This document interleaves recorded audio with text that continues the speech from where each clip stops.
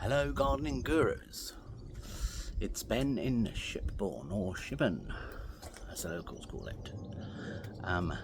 So having shown you what's going on in the front garden and on the green etc, this is the next part which shows you the back of the house and what's going on in the back garden. I'll probably do it in more than one section because it's quite a lot going on. It's not a huge garden, but it's there's a lot happening and it looks really good, so I'm really excited to show you. Let me just flip you. Okay, so we're coming down the side of the house. Just zoom out a bit, and the first bit you hit is just some pots, really, somewhere to grow some vegetables. I've got some dwarf beans in there and some lettuce, but it's a good place to have herbs and things because I can just step out of the back door and pick what I need. First things first, a little seating area, sort of slightly undercover there, under the eaves of the next door's roof. But it's just a fun little place to sit. No, that's not a real snake. Some little bits and bobs around, you know. I like collecting things, as I'm sure you'll see. My house is like that. So the garden is no different. I've got stones, I've got bits of salvage, I've got odd bits and bobs. So the first thing that you get to really, in terms of impact, is this big olive tree. So you can see if I sort of back up a bit here. Now, that is a big tree, a big investment, but it makes a huge statement and we absolutely love it. It's got a light underneath it, so at night time it becomes even more of a feature, really. So it's still not sort of fully in leaf. It suffers slightly over winter, but it's coming through and it looks amazing. So below that we have sort of stones and gravel. This is like the entrance to what we call the gravel garden. We've just got some brunner, some bits and bobs, some herbs, marjoram, all that kind of thing. Evening primrose, euryngums, perovskia, and then we sort of go into real drought tolerant type plants. You need really, especially in a gravel garden. And there's quite a lot of watering to do here with pots and things, so things that are in the ground have to fend for themselves a little bit. So we've got the seating area here, which is where we have dinner and gins and tonics is. We've got a water butt here, really handy to have it this right around where all the pots are. Now I always grow something on top in a pot, on the top of the barrel, and we turn the lid over, and I've always done this, and it's a good thing to make it look pretty, but also any excess water as you water it drains through and goes back into the water butt, so it's, you know, doesn't waste a single drop of water. I've always done that. On the table I usually have bits and bobs. I've got a coral there, I've got sorts of jugs and old pots, and sometimes cut flowers. If something breaks I'll put it in a little old pot and try and appreciate for it as long as possible after all that hard work. So yeah, this is a stepping stone path going down through the gravel garden, and we've got pots here. That is not what I chose, that dahlia, but it's sort of reverted back to sort of split colours.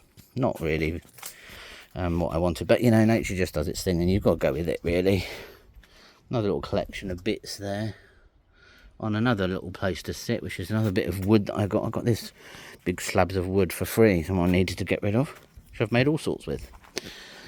Yep, so looking back here, we've got the fennel, we've got grasses, we've got self-seeded things like poppies, foxgloves, eurygeron,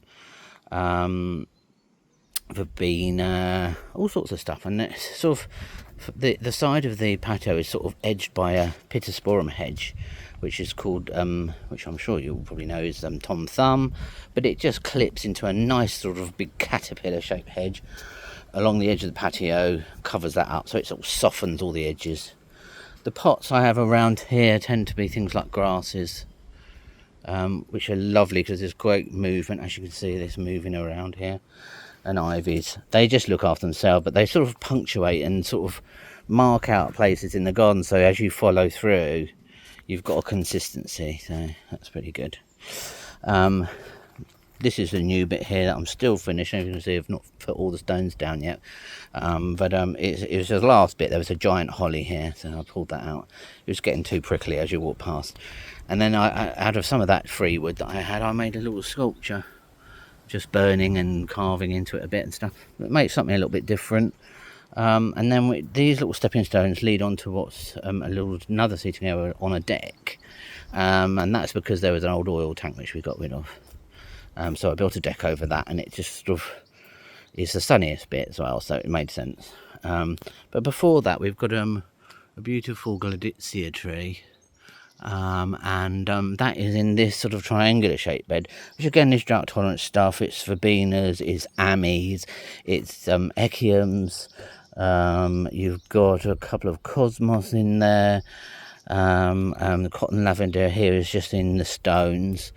And catmint, things like that, lavenders and stuff. So keeping on the sort of purple sort of palette, but having some little bits of yellow, stuff like that. But I don't think about it too much. And then we've got onto the deck we go. A couple of nice little places to perch, with some pots and all my collected things from stones from different places. And just breathe, which I like to tell myself to do. And we've got pots here. All the usuals, you know, the petunias and blah blah blah.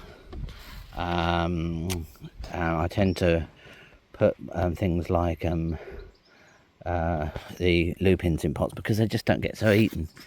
So that's what I do. Here comes Pumpkin the cat.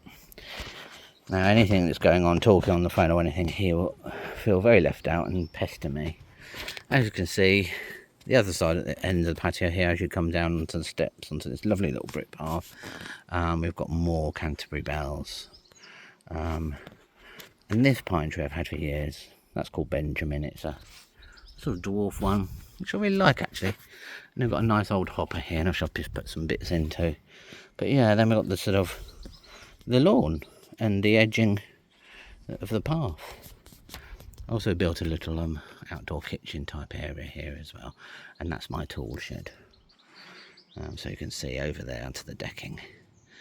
So that's as far as we've come. So we've only really come down halfway.